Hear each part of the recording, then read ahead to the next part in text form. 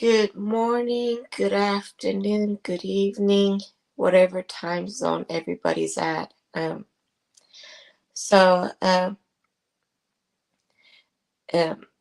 today is, I think, March, April 19th, and this is Marichan. My name's Marichan K. Kobusi. I wanted to talk about a few things. I want to apologize for being late. I was supposed to come on at uh, 12 Arizona time and 3 o'clock Eastern Standard Time, but I'm coming on a little bit late. Uh, so, one of the things that I have been for the last 20 some years is being a medical advocate for family members and also veteran. Uh, and it is so important these days to have a medical advocates and to have people who care about medical for family members, because doctors will they will go whatever is the easiest route in the well, I mean everywhere, not just United States, but just because they want to go with the idea or they want to go with a plan doesn't mean you have to under any circumstances. We had a family member last year who had a, and this was at a major hospital in Arizona, who had a infection, who ended up breaking their ankle. Ankles can be very complicated and very um, complicated to heal from, which I didn't know at the time. So this person had they just walking broke their ankle, and because they broke their ankle, the said hospital, they took forever to um, do the surgery on it. They were supposed to see him back in 1 week, and they didn't. It took a month and a half to be seen again. And uh, what had happened is, eventually, when they did get in and they did surgery and put in metal stuff in to enhance the ankle, it got infected. Even though I had explained to the doctor um, that, hey, this patient has had staph infections before, and it's not a good thing. Uh, it's not something that you want to go through again. Please watch out and test. And I multi-emphasize this issue with them. And after even I emphasize with them about this issue, he still ended up getting another staph infection. So after this, they wanted to amputate his leg, and uh, the doctor called me at uh, on the way, when I'm on the highway driving, calls me and tells me, "Oh, we want to amputate his leg on my," and we're gonna tell him this was on a Friday. We want to tell him about it, so we need you to come to the hospital so we can let him know that we're gonna amputate his leg on Monday. And I said, "Okay." I didn't say yes or no. I just said, "Okay, I'll be there Monday." And Monday, I talked to family members and talked to the doctor, family doctor, and they both said no. This, as long as you don't have the infection uh, set up, you haven't fixed the underlying problem yet. You can't amputate the leg without fixing, because once an infection is in your system, it's like it's in your whole blood system. It's not, you know, you can't cut out the whole blood. You gotta uh, uh, solve the problem to begin with. You can't, just cutting that leg off doesn't solve it. It doesn't cure the infection. And um, so because it took forever to, but this doctor really, even after the patient said no, they still, when I wasn't there, was pushing for the patient to get this amputation. And we keep saying no. We need to get the infection under control first, and then we can think about if we couldn't fix it, and the bone wasn't sitting right, or something like that. Then we can talk about it. But let's fix the infection issue first. Uh, and so, long story short, we're almost a year from the start of all this happening, when he broke his ankle. Uh, I should say that he still has his legs, both of his legs. And the doctor in January said, "Oh, well, January or February, was February, I think." He said, "Well, I guess it's a good thing we didn't amputate his leg." Well, we had said no to begin with. We didn't want to do that to begin with, but the doctor was really set on doing that. Um, and you have to understand what is convenient for doctors and surgeons to do. What's easy for them to do is not always what is in the best interest of the patient. What's in the best patient of the interest doesn't always align with what is in the best interest of the insurance company or the hospital or the medical field. Uh, you have to understand that. You have to always keep that in mind to do what is in the best interest of the patient. You always got to advocate for that and not back down from it just because it's not convenient and it's not easy.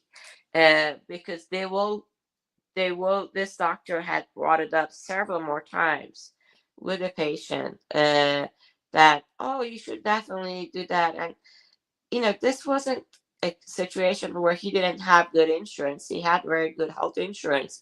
He was in one of the top hospitals of the United States.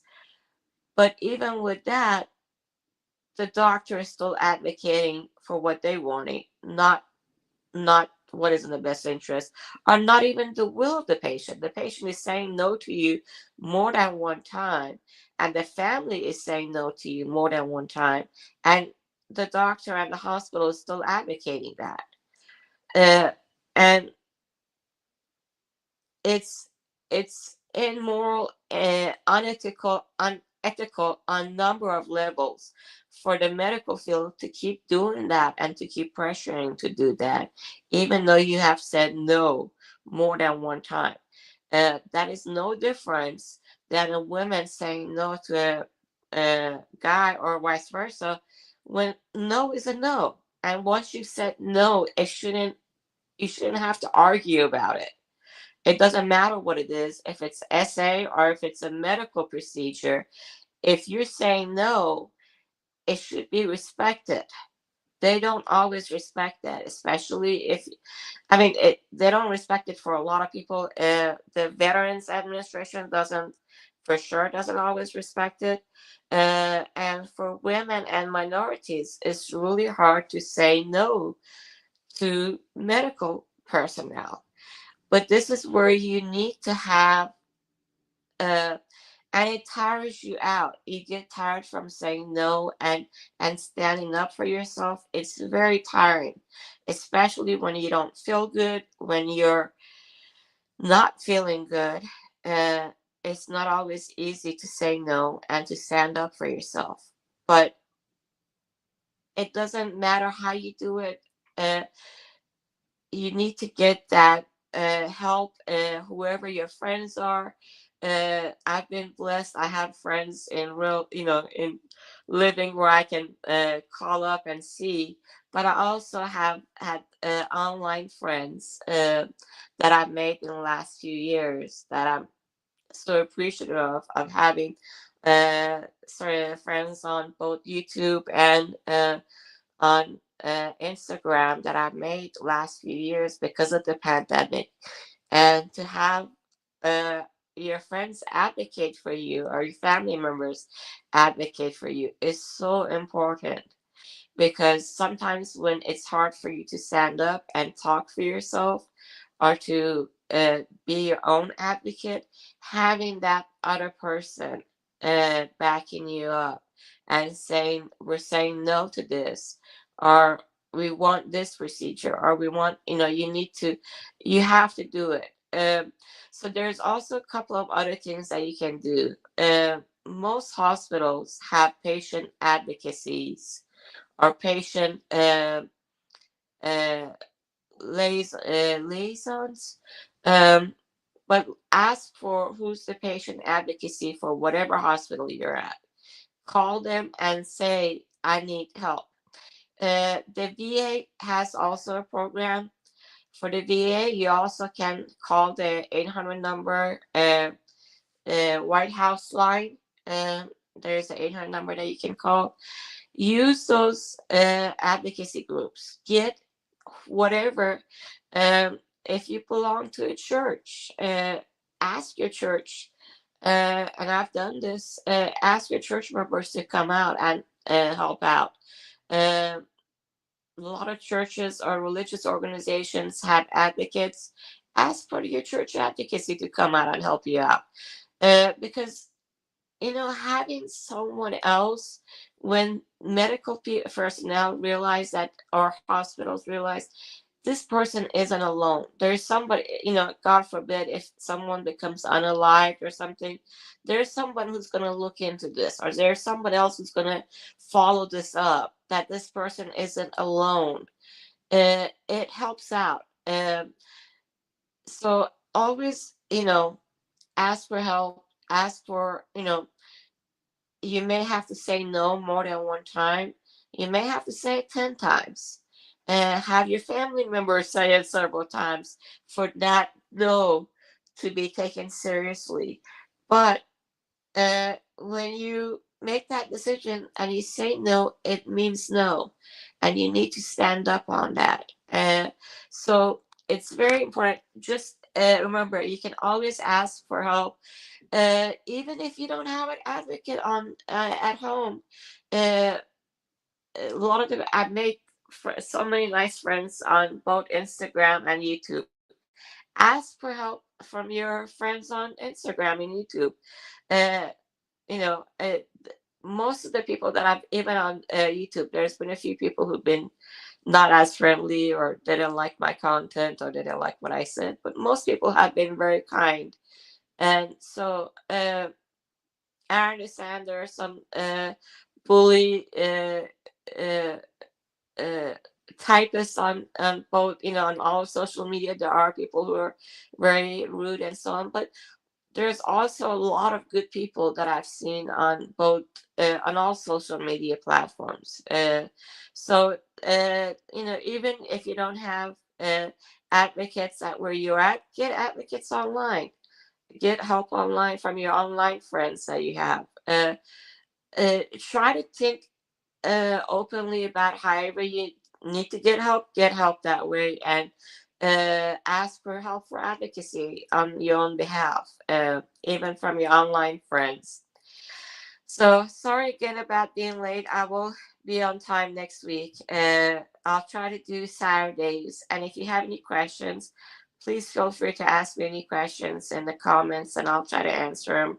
Uh, or if you have any recommendations, please also put that down in the comments. And again, I apologize for being late.